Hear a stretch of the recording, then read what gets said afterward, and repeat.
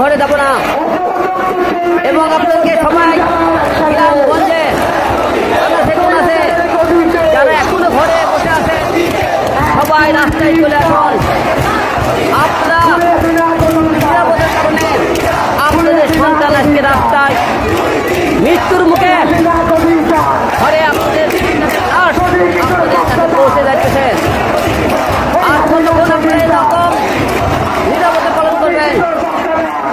এই সরকার জনগণ আর চায় না। জনগণ ইচ্ছে করলে যে কাউকে সরকার বানাতে পারে, যে কাউকে আবার নামাতে পারে।